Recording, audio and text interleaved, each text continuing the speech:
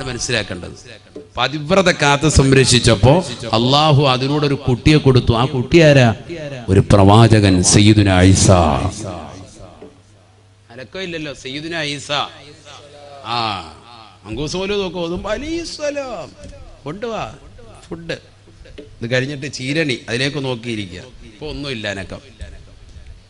ഉറക്കെ പറഞ്ഞു, സയ്യിദുനാ ഈസാ ഒരു സാധാരണ വ്യക്തിയല്ല. ഈസാ നബി അലൈഹിസ്സലാം പ്രവാചകന്മാരിൽ നിന്ന് തന്നെ വലിയ അത്യുത്കൃഷ്ട പദവിയുള്ള വ്യക്തിയാണ് സയ്യിദുനാ ഈസാ അലൈഹിസ്സലാം. നല്ല മനുഷ്യനാണ്. അത് ഉമ്മാക്ക് പിറന്നു. എങ്ങനത്തെ ഉമ്മയാണ്? സാലിഹത്തായ ഉമ്മയാണ്. ഖുർആൻ ഈ രണ്ട് സംഭവം പറയുന്നുണ്ട്, അതാണ് മനസ്സിലാക്കേണ്ടത്. മറിയം ബീവിയുടെ ഉമ്മ ഹന്നത്ത് ബീവി കുട്ടി പ്രസവിച്ചപ്പോഴത്തേക്കും കുട്ടിക്ക് പേര് വെച്ച് മറിയം. പേര് വെച്ചിട്ട് കുട്ടിയുടെ പടച്ച റബ്ബേ ഇന്നി അഊദുഹാ ബിക വദുരിയതഹാ മിനശ് ശൈത്വാനിർ റജീം. ഇവിടെ ഞാൻ കാവല് തേടുന്നു പിശാചിനെ തൊട്ട് എന്ന് കാവല് തേടിയിട്ടാണ് ദുആ ചെയ്ത് വിടുകയാണ്. നമ്മളങ്ങനെ ദ്വാരക്കാരുണ്ട്. അതാണ് പറയുന്നത്, കാതിലങ്ങനെ ഊതിക്കൊടുക്കണം. ഈ ആയത്ത് തന്നെ ഓതണം. അതാ പണ്ഡിതന്മാർ പറയുന്നത്. ഏതായത്ത്? ഇന്നി അഊദുഹാ ബിക വദുരിയതഹാ മിനശ് ശൈത്വാനിർ റജീം. ഇതൊക്കെ പഠിച്ചു വെക്കണം. ഇതൊക്കെ ചുമ്മാ ഇങ്ങനെ വാത് കേട്ടിട്ട് ഹോ എന്ന് പറഞ്ഞ് വിട്ടുപോയാൽ പോരാ. ഇതൊക്കെ പഠിച്ചു വെക്കണം. ഡെയിലി ഇതൊക്കെ ചെയ്യേണ്ടതാണ്, അമലുകൾ ചെയ്യേണ്ടതാണ്. കുറെ കാര്യങ്ങളൊക്കെ അങ്ങനെ ജീവിതത്തിൽ പഠിച്ചു വെക്കേണ്ടതുണ്ട്. പഴമക്കാർ ഇതൊക്കെ നല്ലതുപോലെ അറിയുന്നവരാണ്. ഇന്ന് നമുക്ക് ഒന്നേ അറിയുള്ളൂ, ബാങ്ക് വിൽക്കാമത്തും. അത് തന്നെ എവിടെ കൊടുക്കണമെന്ന് അറിയാൻ പറ്റില്ല, എപ്പോഴാണെന്ന് പോലും അറിയാൻ വരാം. കൊടുക്കണമെന്നറിയാം, അതിന് നമ്മൾ ആളെ തപ്പിക്കൊണ്ട് നടക്കാൻ. ആളെ ഒന്നും തപ്പണ്ട, എത്രയും വേഗം കൊടുക്കണം. കാരണം കുട്ടിയുടെ കാതിലേക്ക് ആദ്യം തന്നെ കേൾപ്പിക്കേണ്ടത് ഈ അല്ലാഹു അക്ബർ, അല്ലാഹു അക്ബർ ഈ വാക്കാണ്. അതെങ്ങനെ കൊടുക്കാൻ? ബാങ്കും കൊടുത്തു, ഇഖാമത്തും കൊടുത്തു, ഇനി നിസ്കാരമുണ്ട്. അതെപ്പോഴാണ്? മരിച്ചു കഴിയുമ്പോൾ. ബാങ്കും ഇഖാമത്തും കൊടുത്തു കഴിഞ്ഞാൽ പിന്നെ ഉടനെ നടക്കാൻ പോകുന്നത് മയ്യിത്ത് നിസ്കാരാണ്. അല്ലേ? ബാങ്കും ഇഖാമത്തും കൊടുത്താൽ പിന്നെ നിസ്കരിക്കണ്ടേ? സാധാരണ രീതിയിൽ ബാങ്കും ഇഖാമത്തും കൊടുത്താൽ പിന്നെ പെട്ടെന്ന് അടുത്ത പരിപാടി എന്താണ്? നിസ്കാരാണ്. അഥവാ അത്ര സമയമേ ഉള്ളൂ ഈ ദുനിയാവിൽ. നിനക്കിനി അടുത്തത് മരണമാണ്. അതാണ് അത് കുറിക്കുന്നത്. കുട്ടി ജനിച്ചു കഴിഞ്ഞാൽ പിന്നെ വലതുവി വാദം കൊടുത്ത് ഇടതുവി ഇഖാമത്തും കൊടുത്തു കഴിഞ്ഞാൽ, ഇഖാമത്ത് കൊടുത്താൽ പിന്നെ എന്ത് വേണം? ഇമാമ് കയറി എന്നിട്ട് അല്ലാഹു അക്ബർ. ഇമാമും ജമാഅത്താണെങ്കിൽ ഒറ്റയ്ക്കാണെങ്കിൽ പുരുഷന്മാരെങ്കിലും ബാങ്ക് ഇഖാമത്ത് കൊടുത്താൽ പിന്നെ പെട്ടെന്ന് കൈയിട്ട് നീയത്ത് വെച്ചിട്ട് കൈയിട്ട് നിസ്കരിക്കാൻ. സ്ത്രീകളാണെങ്കിലോ ബാങ്കില്ല, ഇഖാമത്ത് മാത്രമേ ഉള്ളൂ. സ്ത്രീകൾക്ക് ഇഖാമത്താൻ വളരെ ശ്രദ്ധിക്കണം. സ്ത്രീകൾക്ക് ഇഖാമത്താൻ ഇതൊക്കെ ചെയ്യുന്നുണ്ടോന്ന് അല്ലാഹു അല. നമ്മൾ വീട്ടിൽ ഒറ്റയ്ക്ക് നിസ്കരിക്കാണ്, ബാങ്ക് ഇഖാമത്തും കൊടുക്കാറുണ്ടോ? നമ്മൾ എവിടെ കൊടുക്കും? അങ്ങോട്ട് നീയത്ത് വെച്ച് കൈയിട്ട്. ഒക്കെ അതാ പറയുക, നമുക്കൊന്നും അറിയില്ല. തുടക്കത്തിൽ തുടങ്ങണം. ഇനി കുറെ പരിപാടിയുണ്ട്, കുറെ ക്ലാസ് കിട്ടാണ്ട്. ഇൽമു നമുക്ക് വളരെ കുറഞ്ഞു പോയി. കുറെ ജഗബോഗ കാണിക്കലല്ല, കുറെ ഇൽമു കിട്ടലില്ലാണ് കാര്യം. അള്ളാഹു തൗഫീഖ് തരട്ടെ. ഇൽമു കിട്ടിയില്ല പിന്നെ എന്താ കാര്യം? അതുകൊണ്ട് ഇൽമാകണമല്ലോ, ദുൽമാകരുത്, അക്രമമാകരുത്. കുറെ ഇൽമു കിട്ടിയില്ല, ഫായിദയില്ല. സ്ത്രീകൾക്ക് ഇഖാമത്ത് കൊടുക്കണം. ഒരു വക്കത്ത് നിസ്കരിച്ചു, നീ സുബൈ നിസ്കരിച്ചു. ചിലര് കലാ വെട്ടുന്നുണ്ടാവും. അവന് ളുഹർ നിസ്കരിക്കാൻ കിടക്കാൻ അസറുണ്ട്. ളുഹർ നിസ്കരിച്ചു, ഇനി അസർ നിസ്കരിക്കുമ്പോ വീണ്ടും ഇഖാമത്ത് പുതുക്കണം. ഇഖാമത്ത് കൊടുത്തിട്ട് അടുത്ത് നിസ്കരിക്കണം. അസറിന്റെ നിയത്ത് വെച്ചിട്ട് വീണ്ടും നിസ്കരിക്കണം. ആരായി ശ്രദ്ധിക്കണം? നിയത്ത് വെക്കുക, കൈയ്യട്ടുക. ഇഖാമത്ത് കൊടുത്തൊക്കെ സമയം കളയുന്നതിന്. ഇതാണ് നമ്മുടെ അവസ്ഥ. നിർബന്ധമാണ് മുസ്ലിയാരെ? അതല്ല. പക്ഷെ ചെയ്യേണ്ട അമലുകൾ ചെയ്യേണ്ടതുപോലെ ചെയ്തെങ്കിലേ പ്രതിഫലം ഉണ്ടാവുള്ളൂ. പരിപൂർണമായ പ്രതിഫലം കിട്ടേണ്ട ഇതൊക്കെ വെറുതെ കാട്ടിക്കൂട്ടലല്ലോ ഇസ്ലാം. സ്ത്രീകൾ എത്ര പേരുണ്ട് ഇഖാമത്ത് കൊടുത്തിട്ട് നിസ്കരിക്കുന്നവർ? എത്ര ആളുകളുടെ ശ്രദ്ധിക്കുന്നവർ? സഹോദരിമാരൊന്നും അത് ശ്രദ്ധിക്കുന്നേ ഇല്ല. നീയത്ത് പോലും വെക്കാതെ വെറുതെ കൈയ്യട്ടി നിസ്കരിക്കുന്ന എത്രയോ സഹോദരിമാരുണ്ട്. തറാവി നിസ്കരിക്കാൻ വേണ്ടി കൈയ്യട്ടി അങ്ങനെ നിസ്കരിക്കലെന്നെ, നീയത്ത് തന്നെ ഇല്ല, ഫാത്തിഹ സൂറത്തില്ല. എന്താണ് നമ്മുടെയൊക്കെ ജീവിത ശൈലി? നഊദു ബില്ലാഹി, അല്ലാഹു കാക്കട്ടെ. കുട്ടി ജനിച്ചു കഴിഞ്ഞാൽ 7 കുട്ടിക്ക് വേണ്ടി അക്കീക്കയുടെ അറവുണ്ട്. അതൊക്കെ ഞാൻ മുമ്പ് പറഞ്ഞിട്ടുള്ളതാണ് പള്ളികൾ, അതുകൊണ്ട് ഞാൻ ഓടിച്ചു പോവാൻ. അന്ന് തന്നെയാണ് പേരിടൽ കർമ്മം നടത്തുന്നത്. 2 വയസ്സെത്തിയ തന്നെ ആടിനെ വേണം, മാടിനെ വേണം അറക്കാൻ.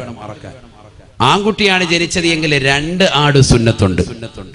പെൺകുട്ടിയാണ് ജനിച്ചത് എങ്കിൽ, നിനക്കുണ്ടായതെങ്കിൽ 1 ആട് സുന്നത്തുണ്ട്. ഇതൊക്കെ പഠിക്കേണ്ടതാണ്. അങ്ങനെയാണ് ശറഅ് പഠിപ്പിച്ചിട്ടുള്ളത്.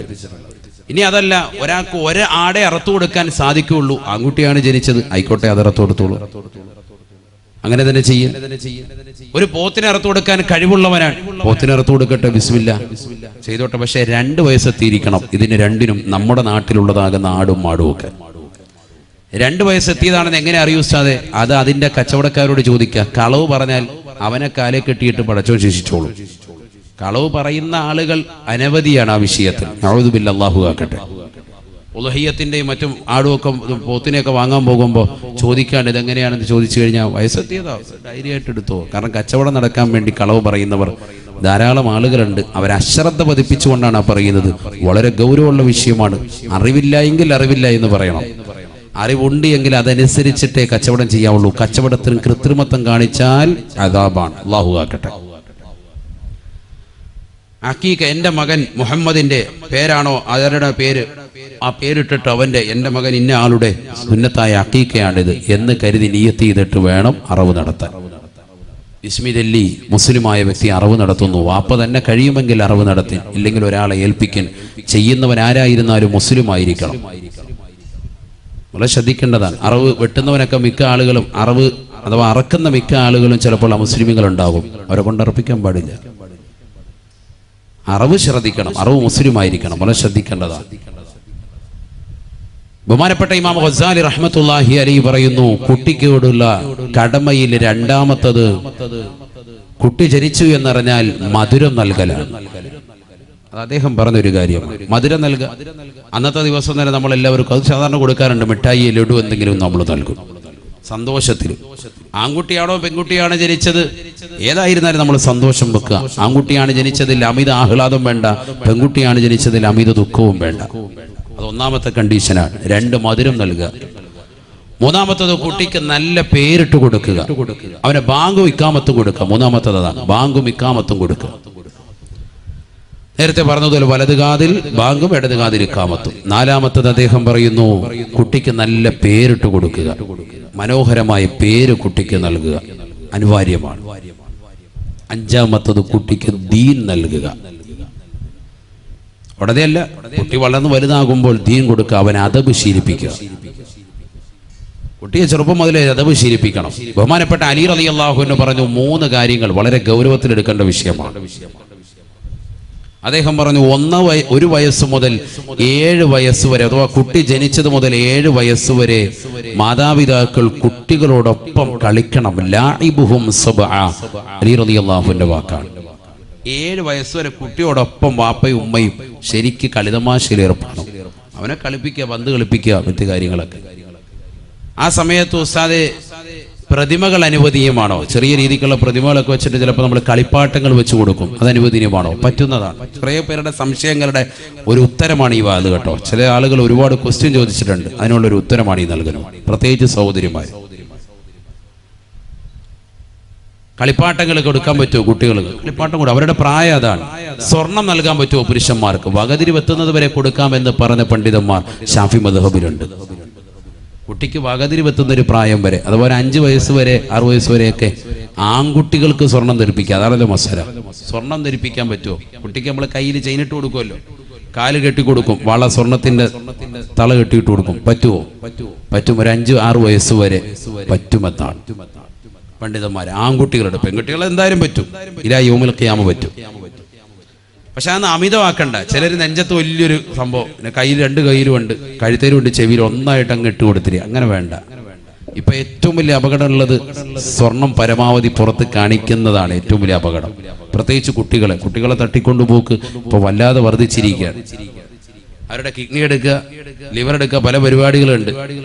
ഒന്നുമില്ലെങ്കിലും സൂപ്പ് വെച്ചെങ്കിലും കുടിക്കുന്ന കൗമാണുള്ളത്. അതുകൊണ്ട് കുട്ടികളെ ശ്രദ്ധിച്ചുകൊള്ളുക. സ്വർണം ഒരുപാടിട്ട് ആഭരണങ്ങൾ ഇട്ട് അങ്ങനെ ധരിപ്പിക്കേണ്ടതില്ല. അനുവദനീയമാണ് ഇതൊക്കെ. അതാണ് ഞാൻ പറഞ്ഞത്. പെൺകുട്ടികൾക്ക് അനുവദനീയമാണല്ലോ, എന്തായാലും അനുവദനീയമാണ്. എല്ലാ പ്രായത്തിലും അനുവദനീയമാണ്. ലാഇബുഹും സബ്അ, അലി റളിയല്ലാഹു അൻഹു പറയാണ്, 7 വയസ്സ് വരെ കുട്ടിയോടൊപ്പം ശരിക്ക് കളിതമാശയിൽ ഏർപ്പെടുക, അവരെ കളിപ്പിക്കുക. അത് കഴിഞ്ഞാലോ 7 to 14 വരെ വസാഹിബുഹും സബ്അ, അവരോടൊപ്പം പിന്നെ നീ നിലകൊള്ളേണ്ടത് പിന്നെ ഒരു 7 വർഷക്കാലം പിന്നീട് അങ്ങോട്ട് നിലകൊള്ളേണ്ടത് അവർക്ക് നല്ല മര്യാദ പഠിപ്പിച്ചുകൊണ്ടാണ്. മര്യാദ പഠിപ്പിക്കണം. മോനെ ഭക്ഷണം കഴിക്കേണ്ടത് അങ്ങനെ, വലത് കൈ കൊണ്ട് കഴിക്കൽ, ഇടത് കൈ കൊണ്ട് മലമൂത്ര വിസർജനം നടത്തേണ്ടത് ആ കൈയാണ് ഉപയോഗിക്കേണ്ടത്. മൂക്ക് പിഴിയേണ്ടത് ഇടത് കൈയാണ് വേണ്ടത്. വാ ഇങ്ങനെ തുറക്കുമ്പോ, കോട്ടുവായി വിടുമ്പോ ഇടത് കൈയുടെ പത്തി മറച്ചിട്ട് പരിപൂർണമായി അടച്ചു പിടിക്കണം. അഊദു ബില്ലാഹി മിനശ് ശൈത്വാനിർ റജീം എന്ന് ചൊല്ലണം. ബിസ്മി ചൊല്ലി ആഹാരം കഴിക്കണം. അടുത്ത് നിന്ന് തന്നെ ആഹാരം കഴിച്ചു തുടങ്ങണം. വാപ്പയും ഉമ്മയും ഇരിക്കുന്ന സദസ്സിൽ മക്കൾ വന്നിട്ട് ഇരിക്കാൻ പാടില്ല, ചമ്രം പടിഞ്ഞിരിക്കാൻ പാടില്ല. ഒരു കാലിന്മേൽ മറ്റൊരു കാല് കയറ്റി വെച്ച് കണ്ടിരിക്കാൻ പാടില്ല. അതൊക്കെ മിക്ക ഇന്ന് സമൂഹത്തിൽ കാണുന്ന സംഭവങ്ങളാണ്. ഉസ്താദ് വന്നാലും നാട്ടുകാർ വാപ്പ വന്നാലും ഈ കളിയാ, ഒരു കാലും മറ്റേ കാല് വെച്ചിട്ടിരിക്കുക. ആ കളി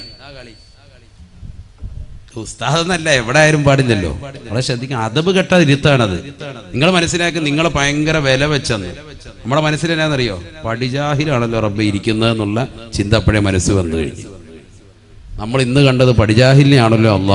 ഈ ചിന്തയോടുകൂടി അങ്ങോട്ട് വരിക. നിങ്ങളോർക്ക് ഉസ്താദ് ഞെട്ടിയിട്ടുണ്ട്, നമുക്ക് നല്ലപോലെ മനസ്സിലായിട്ടുണ്ട്. ഇവൻ വിവരം കേട്ടവൻ അങ്ങേയറ്റം ആണല്ലോ റബ്ബേ ഇന്നിപ്പോ സംസാരിക്കാൻ പോകുന്നത് എന്ന് മനസ്സിലാക്കിയിട്ടാണ് വന്നിരിക്കുക.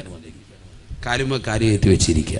മാതാപിതാക്കളുടെ മുന്നിൽ ഇവൻ ആരാണെന്ന് വെച്ചാൽ, ഇവനൊരു ഡിഗ്രി കരഗതമാക്കിയപ്പോ, ഇവനൊരു MBBS ബിരുദധാരിയായപ്പോ മാതാപിതാക്കളെക്കാൾ വലിയ സമുന്നതനായ ആളായോ? ഒരിക്കലും അങ്ങനെ ഇരിക്കാൻ പാടില്ല. അവരുടെ മുന്നിൽ അതബോടുകൂടി ഇരിക്കണം. നമ്മൾ ഇരുന്ന ഒരു സദസ്സിൽ വാപ്പയും ഉമ്മയും വന്നാൽ നമ്മൾ എഴുന്നേൽക്കണം. അവരെ കണ്ടുകൊണ്ട് അവരനുവാദം നൽകാതെ ഇരിക്കാൻ പാടില്ല. അവരുടെ മുന്നിലൂടെ നടക്കാൻ പാടില്ല. അവർ ഭാഷണം നടത്തുന്നതിന് ഇടയിൽ വെച്ചുകൊണ്ട് കയറി സംസാരിക്കാൻ പാടില്ല. ഓവർടേക്ക് ചെയ്ത് സംസാരിക്കാൻ പാടില്ല. ഇതൊക്കെ ചെറുപ്പത്തിലെ 7 to 14 വയസ്സിലാണ് ഇതെല്ലാം പറഞ്ഞു കൊടുക്കേണ്ടത്. ഒറ്റയടിക്കല്ല.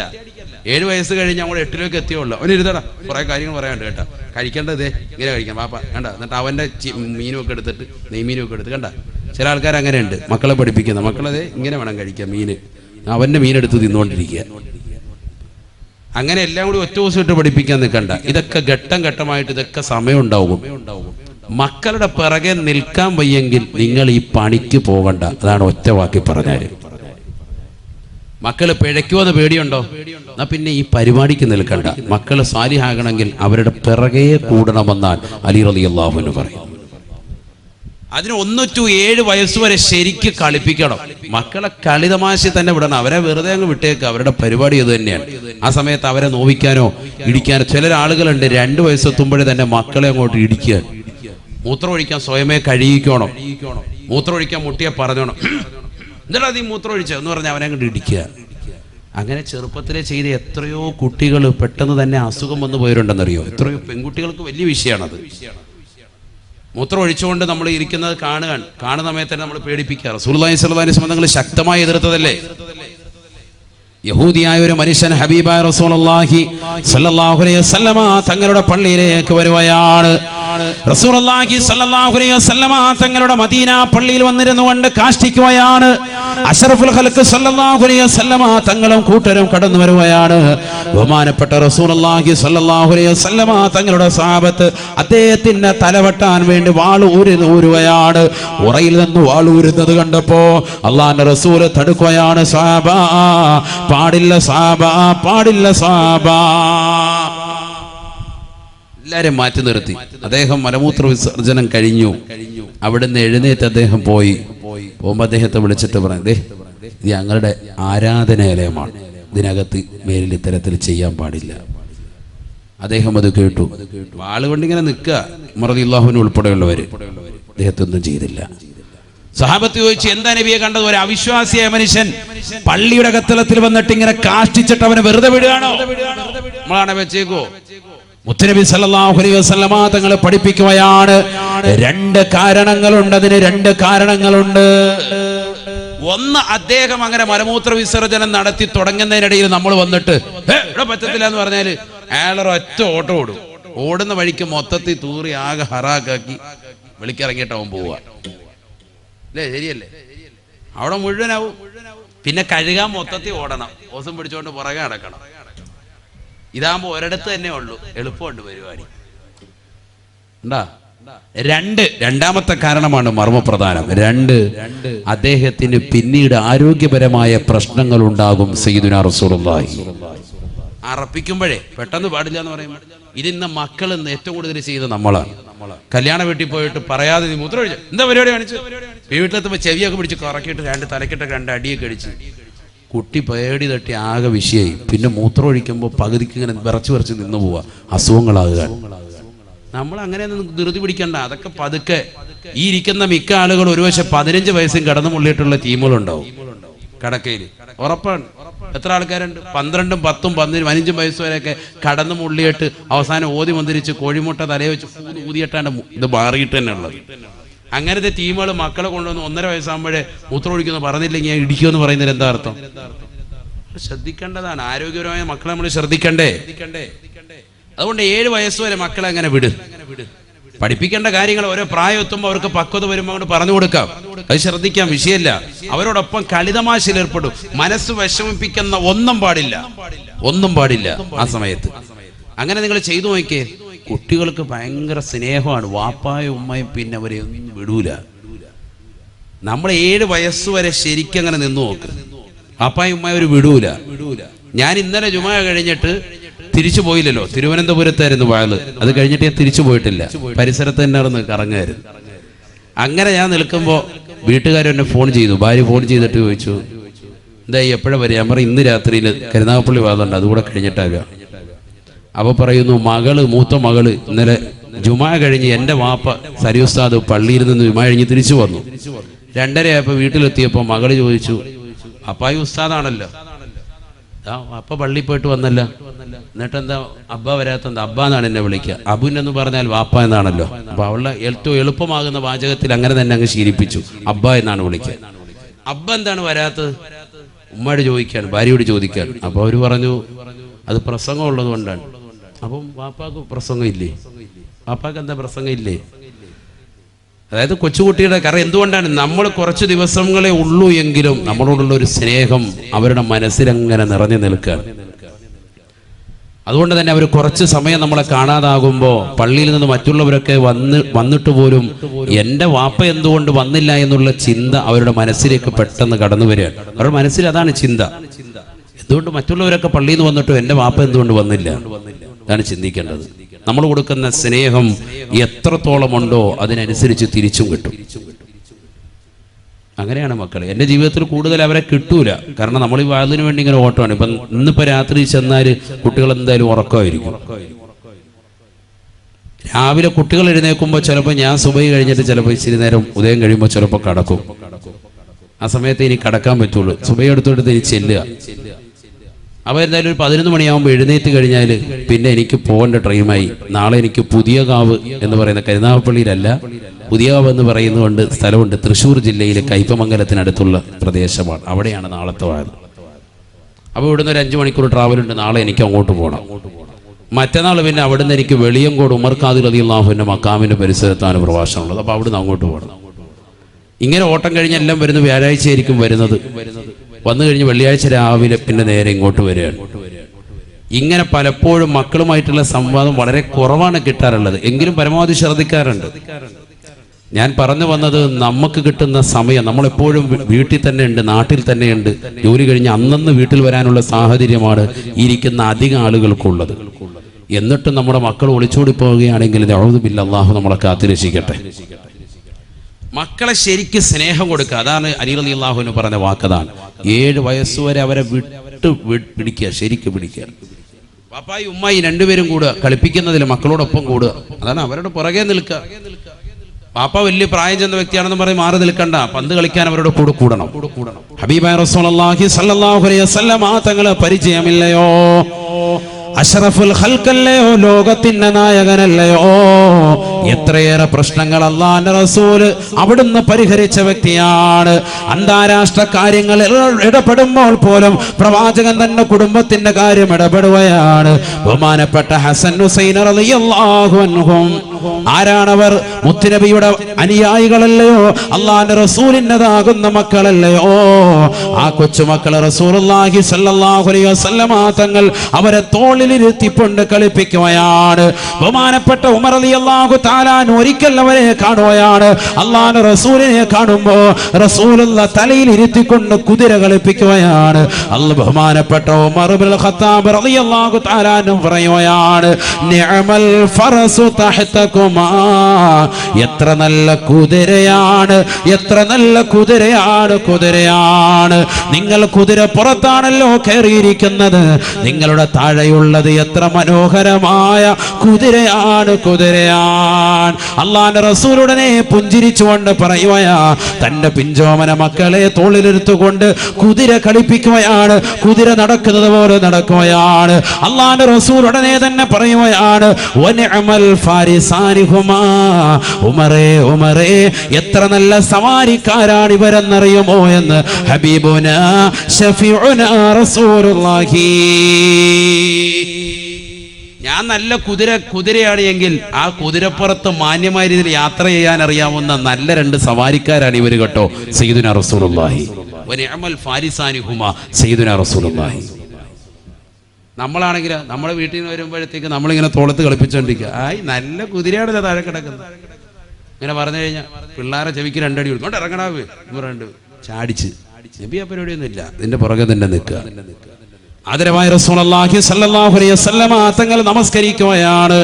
നബി തങ്ങൾ സുജൂദിൽ കിടക്കുന്ന സമയത്ത് ബഹുമാനപ്പെട്ട ഹസൻ ഹുസൈൻ റളിയല്ലാഹു അൻഹുമാ ഇതേ രീതിയിൽ കളിക്കുകയാണ്.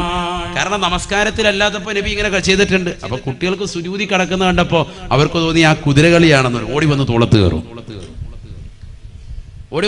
കയറി നബി സല്ലല്ലാഹു അലൈഹി വസല്ലം തങ്ങൾ സുജൂദിൽ തന്നെ അങ്ങനെ കിടക്കുക, എഴുന്നേക്കുന്നില്ല.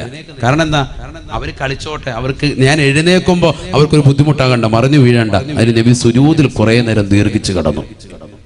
നമ്മളാണെങ്കിൽ നിസ്കാരത്തിൽ കേൾക്കുമ്പോൾ ഞാൻ അങ്ങോട്ട് കയറരുതെന്ന് പറഞ്ഞിട്ടുള്ളല്ലേ നിസ്കാര മുറിയിലോട്ട്. അവരെ ശരിക്ക് ഇടിച്ച് തകർത്ത് ആകെ ബച്ചയും ബഹളവും, പെണ്ണുങ്ങളെ വിളിച്ചിട്ട് ഇവനെ കൊണ്ടു കാല വരി ഒരൊറ്റ ഏറ്, വാതിലിന്റെ രണ്ടാട ഒറ്റ ബഹളമായിരിക്കും. ഇതാണ് കാരുണ്യം സയ്യിദുനാ റസൂലുള്ളാഹി. മനസ്സിലാക്കണം. അഖ്റാ ബിൻ ഹാബിസ് റളിയല്ലാഹു തആല അൻഹു അറിയില്ലയോ സ്വഹാബിയാണ്, കാട്ടറബിയായ മനുഷ്യനാണ്. അല്ലാഹുവിന്റെ റസൂലിന്റെ ചാരത്തേക്ക് വരുമ്പോ റസൂലുള്ളാഹി ഈ രണ്ട് മക്കളെയും കൊച്ചുമക്കളെയും എടുത്തു വെച്ചുകൊണ്ട് ചുംബിക്കുകയാണ്. അഖ്റാ ബിൻ ഹാബിസ് റളിയല്ലാഹു അൻഹുവിന്റെ മനസ്സ് വല്ലാതെ പതറിപ്പോയാണ്. നബി തങ്ങളോട് പറയുകയാണ്, യാ റസൂലല്ലാഹ് ഇന്നലി അശറതൻ മിനൽ ഔലാദ് മാ ഖബ്ബൽതു വാഹിദൻ മിൻഹും, 10 മക്കളുണ്ട് റസൂലേ, എനിക്ക് ഒരൊറ്റ കുട്ടികളെ പോലും ഞാൻ ചുംബിച്ചിട്ടില്ല റസൂലേ, ഞാൻ ഇന്ന് വരെ ചുംബിച്ചിട്ടില്ല. മക്കളെ ചുംബിക്കുന്നത് കണ്ടപ്പോ അത് പാടില്ല എന്ന് മനസ്സിലാക്കിക്കൊണ്ട് പറഞ്ഞതായ സ്വഹാബിയോട് അല്ലാഹുവിന്റെ റസൂൽ പറയുകയാണ്, ഇന്നഹു ലാ യർഹം അല്ലാ യുർഹം, കുട്ടികളോട് കാരുണ്യം ചൊരിയണേ. അവരോട് കാരുണ്യം ചൊരിയാത്ത കാലത്തോളം അവരിൽ നിന്നും ലോകത്തിന്റെ നായകൻ പറയുകയാണ്, അല്ലാഹുവിൽ നിന്നും കാരുണ്യം നിങ്ങൾ പ്രതീക്ഷിക്കേണ്ടതില്ല. മക്കൾ എന്തുകൊണ്ടാണ് മാതാപിതാക്കളെ വൃദ്ധസനത്തിലേക്ക് തള്ളിയിടുന്നത്? മക്കൾക്ക് ചെറുപ്പത്തിൽ നിങ്ങൾ സ്നേഹം പകരാത്തത് കൊണ്ട്, അവർക്ക് കൊടുക്കേണ്ട സ്നേഹം മാന്യമായി നൽകാത്തത് കൊണ്ടാണ് എന്ന് ഹബീബുനാ ശഫീഉനാ റസൂലുള്ളാഹി അലി റളിയല്ലാഹു തആല പറയുകയാണ്, 7 വയസ്സ് വരെ മക്കളോടൊത്തുകൊണ്ട് നിങ്ങൾ നിലകൊള്ളണേ, അവരെ കളിപ്പിച്ചുകൊണ്ട് നിലകൊള്ളണേ. പിന്നീടുള്ള 7 വയസ്സ് അവർക്ക് അദബ് പഠിപ്പിക്കേണ്ടതായ സമയമാണ്, മര്യാദ പഠിപ്പിക്കേണ്ട സമയമാണ്. മുതിർന്നവരെ ബഹുമാനിക്കാൻ, മലമൂത്ര വിസർജന മര്യാദകൾ, ഭക്ഷണം കഴിക്കുന്ന മര്യാദകൾ, ആലിമീങ്ങളെ ബഹുമാനിക്കേണ്ടത്, മുതിർന്നവരെ ബഹുമാനിക്കേണ്ടത്, ഏതൊക്കെതാകുന്ന മര്യാദകളുണ്ടോ അതെല്ലാം തന്നെ പഠിപ്പിച്ചു കൊടുക്കേണ്ട സമയമാണ് എന്ന് അലി റളിയല്ലാഹു അൻഹു 14 വയസ്സ് മുതൽക്ക് പിന്നീടുള്ള 7 വയസ്സ് കാലഘട്ടം 21 വയസ്സ് വരെ വസാഹിബുഹും നിങ്ങളുടെ മക്കളോടൊപ്പം നിങ്ങൾ കൂട്ടുകാരെ പോലെ ഫ്രണ്ട്ഷിപ്പായി പെരുമാറണേ എന്ന് ഹബീബുനാ ശഫീഉനാ റസൂലുള്ളാഹി. 10ാം ക്ലാസ്സിൽ പഠിക്കുന്നതായ പെൺകുട്ടിയല്ലയോ 14 വയസ്സ് മുതൽ 15 വയസ്സ് വരെ എത്തുന്നത്? അവരെ ശൂലമടിക്കുന്ന പ്രായമാണ്, അവരെ കൂകി വിളിക്കുന്ന പ്രായമാണ്, അവരുടെ മക്കനെ തട്ടിപ്പറിക്കുന്ന പ്രായമാണ്, അവരുടെ വണ്ടിയുടെ പിന്നാമ്പുറത്തെ കയറ്റാൻ വേണ്ടി മുഖാമുഖന്മാര് വിളിക്കുന്നതായ സമയമാണ്. ഫ്രണ്ട്ഷിപ്പായി നിലകൊണ്ടാൽ അവൾ വീട്ടിൽ വന്നുകൊണ്ട് പറയാൻ ഉപകരിക്കുമേ എന്ന് അലി റളിയല്ലാഹു അൻഹു. വസാഹിബുഹും സബഅ, 14 മുതൽ 21 വയസ്സ് വരെ നിങ്ങൾ എന്ത് ചെയ്യണം? അവരെ പരിപൂർണമായി ഫ്രണ്ട്ഷിപ്പിൽ നിലനിർത്തണം. എത്ര കുടുംബങ്ങളുണ്ട് അങ്ങനെ? ഉമ്മ ഭയങ്കര ഫ്രണ്ട്ഷിപ്പ്, വാപ്പ ഫ്രണ്ട്ഷിപ്പ് ഉണ്ട്, കാര്യങ്ങളൊക്കെ ചോദിക്കുന്നു. സ്കൂളിൽ പോയ മോളെ ഇങ്ങനെ ഉണ്ടായിരുന്നു, സൗകര്യം, അതൊക്കെ ചോദിക്കണം മക്കളോട്. മക്കളൊരു വസ്ത്രം ഇട്ട് കണ്ടു കഴിഞ്ഞാല് പുതുവസ്ത്രമാണ്, വാപ്പ വാങ്ങിച്ചു കൊടുത്തു, ഉമ്മ പറഞ്ഞിട്ട് വാങ്ങിയതാണ്, വാപ്പായും ഉമ്മായും കൂടി വാങ്ങി വീട്ടിൽ കൊണ്ടുവന്നു. മകൾ അത് ഇട്ട് കാണുമ്പോ വാപ്പ പറയണം സൂപ്പർ, തമാം, യാ അല്ലാഹ്, അടിപൊളി. അപ്പൊ സന്തോഷത്തോട് പറയണം. അല്ല മൊബൈൽ നോക്കിയിട്ട് കൊള്ളാം കണ്ടോ, സമയമില്ല, ആ പരിപാടി പറ്റൂല. വിളിച്ച് അടുത്ത് നിർത്തിയിട്ട് നെറ്റിയിൽ ഒരു ഉമ്മ ഒക്കെ കൊടുത്തിട്ട്, കൊള്ളാം എൻ്റെ മോള് നല്ല സുന്ദരിയാ, സൂക്ഷിക്കണം കേട്ടാ, എല്ലാവരും കൊത്തിക്കൊണ്ട് പോയത്, ശ്രദ്ധിച്ചോണം, വാപ്പാടെ കരളാണ് എന്നൊക്കെ ഒന്ന് പറഞ്ഞേക്കണം. അപ്പൊ അവൾക്ക് മനസ്സിലായി എൻ്റെ വാപ്പ എന്നെ വല്ലാതെ കെയർ ചെയ്യുന്നുണ്ട്, ഞാൻ ഒന്ന് ശ്രദ്ധിക്കണം. നമ്മൾ തന്നെ സൗന്ദര്യം ഒന്ന് പുകഴ്ത്തിയേക്കണം. ഈ സൗന്ദര്യം നമ്മൾ പുകഴ്ത്താത്തത് കൊണ്ട് പുകഴ്ത്തൽ പുറത്തുനിന്ന് കിട്ടുകയാണ്. അവിടെയാണ് വിഷയം. നമ്മൾ പുറത്തോട്ട് പോകുമ്പോൾ ബസ്സിന്റെ ക്ലീനർ സൂപ്പറാണല്ലേ, അടിപൊളിയാണല്ലേ, മഞ്ഞയായിരുന്നു നല്ലത് ഇന്നലെ ഇട്ടത്. ഇവള് പിറ്റേ ദിവസം തന്നെ ആ മഞ്ഞ ഇട്ടുകൊണ്ട് വരികയാണ്. അപ്പോൾ ഇവളിങ്ങനെ കാണിക്കും, ചിണുങ്ങിയെ കാണിക്കും, മഞ്ഞ. പിറ്റേ ദിവസം നോക്കുമ്പോൾ കിളി നോക്കുമ്പോൾ ഉണ്ട് അയാളുടെ കിളി പോയി, നോക്കിയപ്പോൾ ഉണ്ട് മഞ്ഞ ഇട്ടുകൊണ്ട് വന്നിരിക്കുക. ഇതാ കളി. കാരണം എന്താ? വീട്ടിൽ നിന്ന് കിട്ടാത്ത സ്നേഹം നാട്ടിൽ നിന്ന് കിട്ടുകയാണ്, പുറത്തുനിന്ന് കിട്ടുക. ഇതാണ് സമൂഹത്തിൽ നടക്കുന്നത്, റിയലായി നടക്കുന്ന സംഭവം അതാണ്. അതേസമയത്ത് ഉമ്മാട് ഫ്രണ്ട്ഷിപ്പ് ഉണ്ടെങ്കിലോ, ഉമ്മാട് ഫ്രണ്ട്ഷിപ്പ് ഉണ്ടെങ്കിലോ വീട്ടിൽ തിരിച്ചു വന്നിട്ട് പറയുന്നേ, ഞാൻ പോയ പിന്നെ ബസ്സിൽ അയാള് അത് കൊള്ളാന്ന് പറഞ്ഞു. ഉമ്മാട് എന്തും തുറന്നു പറയും, ഫ്രണ്ട്സാണ്, എന്തും തുറന്നു പറയും. സഹോദരങ്ങളും പറയും, അതിനൊന്നും ഒരു മടിയില്ല. കൂട്ടുകൂടണം, മക്കളോട് നല്ലതുപോലെ കൂട്ടുകൂടണം. നന്മയുടെ കാര്യത്തിൽ ഒരുമിച്ചിരുന്നുകൊണ്ട് ഭക്ഷണം കഴിക്കണം, തീന്മേശയിൽ ഒരുമിച്ചിരുത്തണം, മക്കളെയൊക്കെ ഒരുമിച്ചിരുത്തിയിട്ട് ഭക്ഷണം കഴിക്കണം. അല്ലാതെ അവരെല്ലാം കഴിച്ചോട്ടെ, അങ്ങനെയല്ല. മക്കളെല്ലാം ഒരുമിച്ചിരുത്തിയിട്ട് അപ്പൊ എന്നെ എന്നാ മോനെ വിളമ്പട, ബിസ്മില്ലാ, ഇതാ കറിയും കിടക്ക്, അതെ ഉമ്മായും വാ ഇടോ, നീ വന്നിരുന്നു, സമയം കളയണ്ട, ബാ കഴിക്ക്, ഒരുമിച്ചിരിക്കുക എന്ന് പറഞ്ഞിട്ട് അങ്ങനെ ഇരുത്തി അങ്ങനെ ഒന്ന് ഭക്ഷണം കഴിപ്പിച്ചു വയ്ക്കുക. ഇത് നമ്മളിരിക്കൂല. മക്കളെല്ലാം പീസും തീർത്ത് ലാസ്റ്റിന് വാപ്പ നോക്കുമ്പോൾ കോഴിക്കാല് കിട്ടിയില്ല, എവിടെ പോയി? പിന്നെ അതിനെ ചൊല്ലി അടിയ ഹേമാൻ ഇന്ന് അതും തീർത്ത്. വീട്ടുകാർക്കാണോ ഒന്നുമില്ല, ഭാര്യയ്ക്ക് ഒരു കഷ്ണം പോലും ഇല്ല. എന്തിനാ അങ്ങനെ? കഷ്ണത്തിന്റെ പേര് അടിയിടണ്ട, ഒരു മനോവശമോ ഇല്ല. മക്കളുടെ കാര്യം എല്ലാം അറിയാനും പറ്റും. അവർ സ്കൂളിൽ പോയോ, പഠിക്കുന്നുണ്ടോ, ട്യൂഷന് പോയിട്ടുണ്ടോ, അവരുടെ കാര്യങ്ങളൊക്കെ ചോദിക്കും എന്നാണ് ഷറായി പഠിപ്പിച്ചത്. ഇല്ലെങ്കിൽ വാപ്പയുടെ ഉമ്മയുടെ സംതൃപ്തി അറിയണം. നമ്മൾ ആരെങ്കിലും ശ്രദ്ധിച്ചിട്ടുണ്ടോ? വാപ്പാടെ ഉമ്മാടെ സംതൃപ്തി അറിയാതെ മക്കളെ നേരത്തെ വെട്ടി വിഴുങ്ങാൻ പാടില്ല, കഴിക്കാൻ പാടില്ല. വീട്ടിലൊരു ഭക്ഷണം വെച്ചു, ബിരിയാണി വെച്ചു, ഉമ്മ വെച്ച ബിരിയാണിയാണ്, എല്ലാവരും വരട്ടെ, എല്ലാവരും കൂടി ഒന്നിച്ചിരുന്നിട്ട് ആഹാരം കഴിക്കുക, അതാണ് നല്ല മനോഹരം. എന്തായിരുന്നാലും വാപ്പ അല്ലെങ്കിൽ ഉമ്മാടി ചോദിക്കണം, വാപ്പ വരാൻ വൈകുവോ? അപ്പൊ ഉമ്മ പറയാം, മോൻ കഴിച്ചോ, അനുവാദം തന്നെങ്കിൽ മാത്രമേ കൈയിടാവുള്ളൂ. ഒന്നിച്ചിരുന്ന് അങ്ങനെ കഴിച്ച് ശീലിച്ച് ആ കുടുംബത്തിലെ ഐക്യം അങ്ങനെ നിലനിൽക്കും. ഭയങ്കര റാഹത്താണ്, മനസ്സിനൊരു സന്തോഷം. ഭാര്യയുടെ വായിലേക്കൊരു ഉരുള, മക്കളുടെ വായിലേക്കൊരു ഉരുള. എന്തിനാ നാണിക്കുന്നത്? സ്വന്തം മക്കളല്ലേ, മക്കളിത് കണ്ടു വളരട്ടെ, ഈ സ്നേഹ കൂട്ടായ്മ കണ്ടു വളരട്ടെ. അവള് പിന്നെ ഒരിക്കലും ചങ്ക് പറിച്ചു തരുന്ന മാതാപിതാക്കളുള്ളപ്പോ പിന്നെന്തിനാ വേറൊരു ചങ്കിന് അവള് കൂട്ടുകൂടുന്നത്? വേറൊരു കൂട്ടുകൂട്ട് പോകുന്നത് എന്തിനാ? എന്റെ മാതാപിതാക്കളെ വഞ്ചിച്ചിട്ട് ഞാൻ ഒരിക്കലും പോകൂല, അവള് ദൃഢനിശ്ചയം ചെയ്യും, ഉറപ്പാണ്. നമുക്കൊരു പ്രശ്നമുണ്ട് പുരുഷന്മാർക്ക്, എന്താണെന്നറിയാം? നമ്മൾ പാവങ്ങളാണ്, നമ്മൾ സ്നേഹം ഉള്ളിലുണ്ട്, പുറത്ത് കാണിക്കാത്തവരാണ്. അവിടെയാണ് ഏറ്റവും വലിയ പ്രശ്നം. അധിക ഉപ്പമാർക്കും പ്രശ്നം പറ്റുന്നത് അവിടെയാണ്. സ്നേഹം ഇഷ്ടം പോലെ ഉണ്ട്, മക്കൾക്ക് എന്തും കൊടുക്കും. ഏത് ഡ്രസ്സാണ് വേണ്ടത്? യസ്വാരതി പോണോ, നാളെ പോണോ, റെഡി, നമ്മൾ റെഡി. ഏത് കടയിലാണ് പോകേണ്ടത്, ഏത് മോഡൽ വേണമെങ്കിലും ഡ്രസ്സ് നമ്മൾ എടുത്തു കൊടുക്കാൻ റെഡിയാണ്. പൈസ ഇങ്ങനെ എണ്ണി കൊടുക്കും. പക്ഷേ അതിന്റെ പിറകെ നിൽക്കാൻ നമുക്ക് സമയമില്ല. അവരത് ചെയ്തോട്ടെ, നടന്നോട്ടെ എന്നുള്ള ചിന്താഗതി അതാകരുത്. നമ്മൾ അവരുടെ പിറകെ തന്നെ കൂടണം, കൂടിയേ പറ്റൂ. അതാണ് ദീൻ പറയുന്നത്. ഇല്ലെങ്കിൽ മക്കൾ പിഴച്ചു പോകും. മക്കളുണ്ടോ, അവരുടെ പിറകെ കൂടിയേ പറ്റൂ. അവരുടെ കാര്യങ്ങൾ ശ്രദ്ധിച്ചേ പറ്റൂ. ട്യൂഷൻ ഏൽപ്പിച്ചു കൊടുത്ത് എവിടെയെങ്കിലും ട്യൂഷന് പോകുന്നുണ്ടോ? ഈ ഇരിക്കുന്ന എത്ര പേർക്ക് പറയാൻ സാധിക്കും മക്കൾ ഇന്ന സ്ഥലത്താണ് ട്യൂഷന് പോകുന്നത്, അവൻ ഇത്ര മണിക്ക് കറക്റ്റായിട്ട് അവിടെ ചെല്ലുന്നുണ്ട്, ആ ട്യൂഷൻ സെന്ററിന്റെ ഇന്ന ഭാഗത്താണ് അവന്റെ സൈക്കിൾ കൊണ്ടുപോയി വെക്കുന്നത്, അവൻ ഇത്ര മണിക്ക് ആ സൈക്കിൾ എടുത്തിട്ട് അവിടെ നിന്ന് വന്ന് ഇന്ന കടയിൽ നിന്ന് പാല് വാങ്ങിച്ച് ഇന്നടത്തുനിന്ന് പലചരക്ക് സാധനം വാങ്ങിച്ച് ഇത്ര മണിക്ക് അവൻ കറക്റ്റ് വീട്ടിലെത്തുന്നുണ്ട്. ആർക്കാ പറയാൻ സാധിക്കുന്നത്? നമ്മൾ ഈ കണക്ക് കൂട്ടുന്നത് മുഴുവൻ സമയം ഒരു പക്ഷേ പിഴവായിരിക്കും. അവൻ ആ സമയത്ത് തിയേറ്ററിലായിരിക്കും, അവൻ ആ സമയത്ത് പൈങ്കിളി പുസ്തകങ്ങൾ വാങ്ങാൻ ഇന്ന കടയിൽ വന്നിട്ട് ക്യൂ നിൽക്കുന്നവനായിരിക്കും. മക്കൾക്ക് നമ്മൾ കൊടുക്കേണ്ട കുറെ കാര്യങ്ങൾ കൊടുക്കാത്തത് കൊണ്ടാണിത്. ദീൻ കൊടുക്കേണ്ട സമയത്ത് ദീൻ കൊടുക്കണം. മദ്രസ വിദ്യാഭ്യാസം കൊടുക്കേണ്ട പ്രായത്തിൽ അത് നിർബന്ധമായും കൊടുക്കണം. അത് കേവലം ശനിയും ഞായറും 2 ദിവസങ്ങൾ വെച്ച് ഒതുക്കാൻ പാടില്ല. മദ്രസയിൽ വിട്ട് തന്നെ ശീലിപ്പിക്കണം. കാരണം അവൻ ശീലിക്കട്ടെ. അതിരാവിലെ എഴുന്നേറ്റ് അങ്ങനെ സുബഹി നമസ്കരിക്കുന്ന ഒരു ശീലം ഉണ്ടാവട്ടെ. ഞാൻ ജുമായ്ക്ക് പറഞ്ഞില്ലേ, മക്കളോടും കുടുംബത്തോടും നമസ്കാരം കൊണ്ട് കൽപ്പിക്കട്ടെ. മാതാപിതാക്കൾ നിർബന്ധമായും കൽപ്പിക്കണം.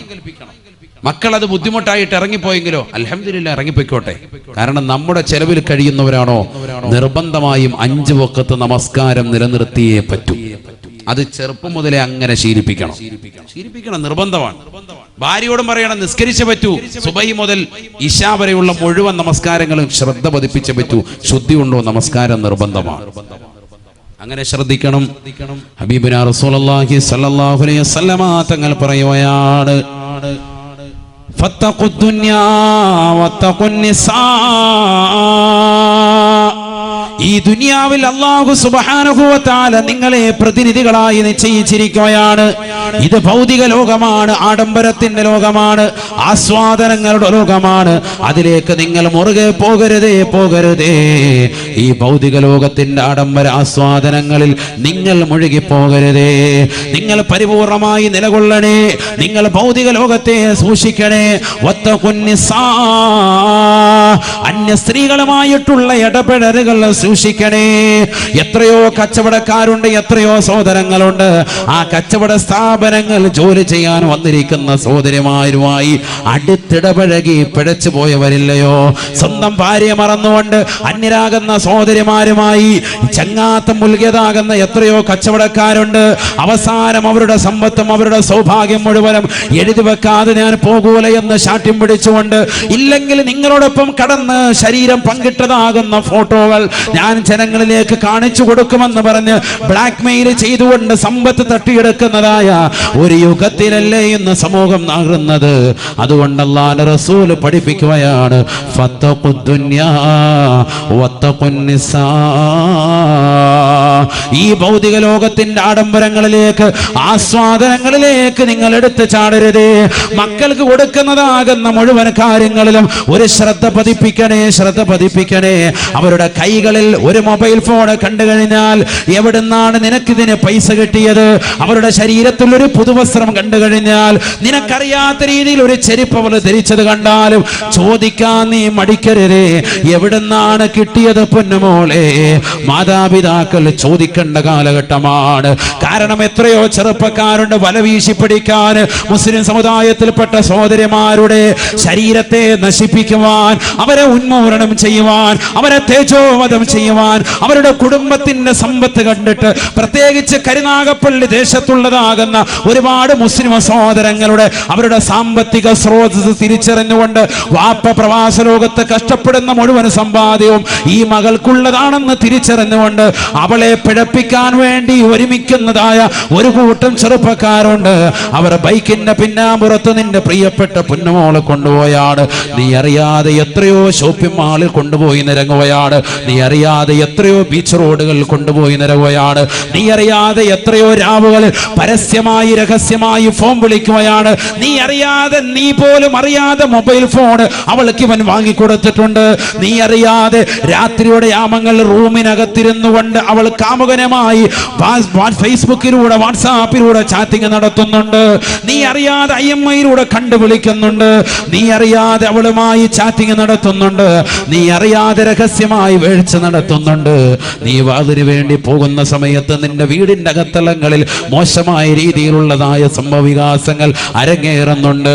നീ കടയിൽ പോകുമ്പോ, നീ കമ്പോളത്തിൽ പോകുമ്പോ, എനിക്ക് സമയമില്ല, എനിക്ക് വേദനയാണ്, കൈകാലുകൾ വേദനയാണ്, നീ കൊച്ചാപ്പയുടെ മകളുടെ കല്യാണത്തിന് പോകുമ്പോൾ പോലും നിന്റെ മകളെ കൂടെ വിളിക്കുമ്പോ അവള് പറയുകയാണ്, വാപ്പാ ഉമ്മ എനിക്ക് കൈവേദനയാണ്, കാലുവേദനയാണ്, എനിക്ക് ചെറിയൊരു തലവേദന എന്ന് പറഞ്ഞുകൊണ്ട് വീട്ടിലിരിക്കുന്ന മക്കളില്ലയോ?